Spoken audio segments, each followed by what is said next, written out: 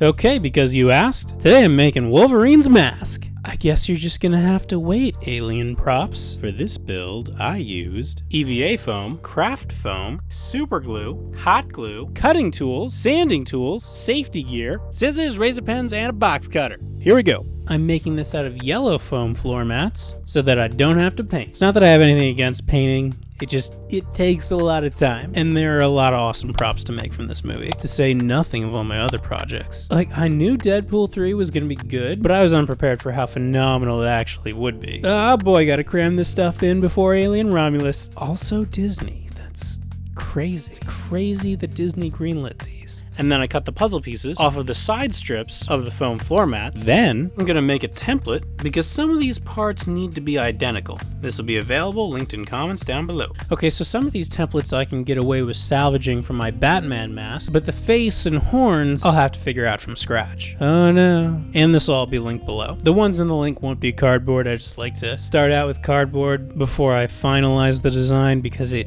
always changes throughout the build process. I laid the finished template pieces onto the yellow foam as close to the corner as I could get, just to maximize the empty space in case I mess up and need to try again with my limited foam supply. Foam supplies are at 20%, Captain! Reinforce structural integrity. Would that just be hot glue? I think it would be. I actually have a ton of gray, but yellow's harder to come by. Gotta order it special. Then, using a pencil, I transferred it to foam floor mats, taking care to include the registration marks, those little triangles. Those will be instrumental in helping me line up the edges. I'm using pencil instead of Sharpie this time because it won't really show up on the final product. Normally I just paint over the Sharpie, but I clearly don't have that luxury this time. Alternatively, you could use highlighter, but then that won't show up on camera and therefore wouldn't make for a very effective tutorial. You see the fine line I'm walking here? For real though, this is a very forgiving mask to make. It's great for beginners. You don't need to paint, you don't even need to putty, because a lot of the seams are supposed to be visible. I weighted the floor mats down with machinist blocks so the foam doesn't slide around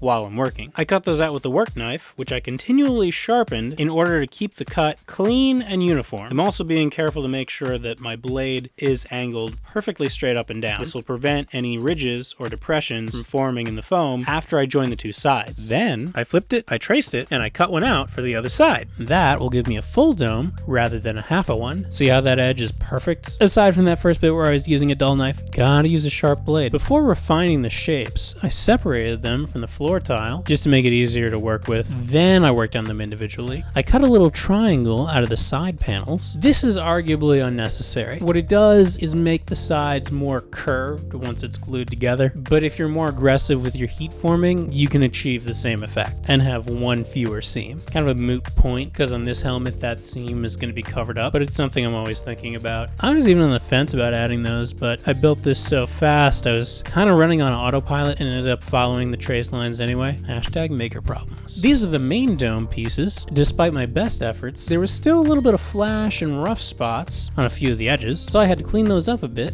on the belt sander. You want to be really gentle with this step, like don't press it onto the belt, at least not with more weight than the prop itself. So I sanded it smooth. This is one of the best investments I ever made as a prop maker, by the way. Well worth the money. You can get away with using rotary tools. Nothing wrong with it. But I feel that I get more control with the belt sander and it saves me so much time in the build process. Next, I heat formed the pieces using my heat gun. When it was sufficiently heated up, I pressed it over the planishing iron, or anvil, to help shape the foam into a curved piece. And yes, that bleep was intentional, to keep the closed captioning AI from homing in on keywords and misinterpreting them. Alright, moving on. And then I set the pieces inside half of a giant novelty Easter egg to cool. This will help them retain their curved shape. I skewered these with shish kebab skewers so as to avoid blasting my fingers with dragon's breath. Despite how it looks, this is way more intense than a hairdryer. Even despite my precautions, I still get a bit burned during this build.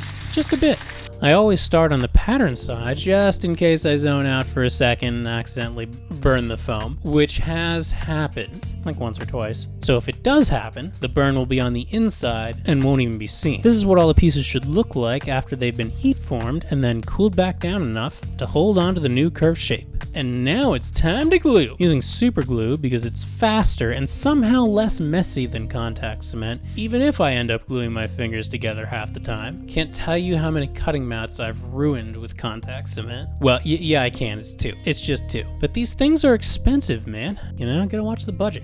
I did this a couple of inches at a time, just to be certain that the seam lined up. As tedious as this is, the whole thing can be assembled in a matter of minutes, as opposed to hours or days with other glues. Hey, look, we have a fender. Tiny little fender for like a wheelbarrow. Well, my wheelbarrow could use a fender. Focus, Jake! Next, I glued in the side panels. Just like the top, I did these seams 1 or 2 inches at a time to make sure the top of the seam came out even. As I did this, I made sure that the pencil marks lined up. Now that it's all together, you'll notice that it's somewhat lumpy. That's a product of overheat forming, which is kind of inevitable, but it can be fixed relatively easily, simply by reheating it up with the paint peeler after the fact. Once it was reheated, I used more giant Easter eggs as cooling forms. After it had cooled down a second time, the lumps had evened out, and it was a more perfect dome shape. Alright, moving on. I'm using 4mm thick black craft foam for the swoopy bit that makes up the face and ears. That's the technical term, by the way.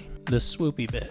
Always striving for professionalism on this channel. I say words for a living. You can also use blue foam, but I find that without painting it, the base blue that EVA foam comes in is a little too cartoony to me. I mean, it's perfect if you're doing the animated version of the mask. I don't know. The movie version just reads as more black to me, even though there is blue on the costume, he said from behind his literal rose-colored glasses. I'm using a white paint pen here, just so that you guys can see it. It's by no means a requirement, although some of it did leak onto the edge after I cut it out, and it kind of looks like weathering to me. Just saying, adds that whole comic book vibe. I flipped it in order to get the opposite side, and then I cut them out with my razor pen. This was a lot easier than on the floor mats, because the craft foam is thinner. Then I cut out the eye hole on both of them. This is much wider than it needs to be, because I'm going to add a lot of pieces to the interior and around the edge in order to give it some character. Next, I lightly glued them to the front of the helmet dome, but not the sides. More on that in a bit. Then I added a yellow nose piece in the center to support the beak. The edges are beveled, slanted, and there's a trench cut out of the back so that it can fold a bit. Hardly any of it is visible though, so it doesn't need to be pretty. Honestly, you could probably get away with a discarded puzzle strip and some hot glue. Just saying. Then I made curved supports to go in between the helmet and the horns to keep them flared out but stuck in a stable position. Next, I trimmed down the beak and added that change to the template. Now back to the eyes. I added a lower eyelid / cheekbone onto the interior and another one for the top interior of the eye hole. Then I took a strip of triangular foam bevel and cut a length from it, and I trimmed down the edges to make them tapered. After that, I glued it above the eye hole to act as an eyebrow, and then duplicated it for the other side. After that, for the eyes, in order to get the white look without fancy contacts, I just used a white no-face cloth mask, which, believe it or not, you can actually see through. I glued that on there as well, and this is what it should look like. Nailed it! That's how to make Wolverine's mask,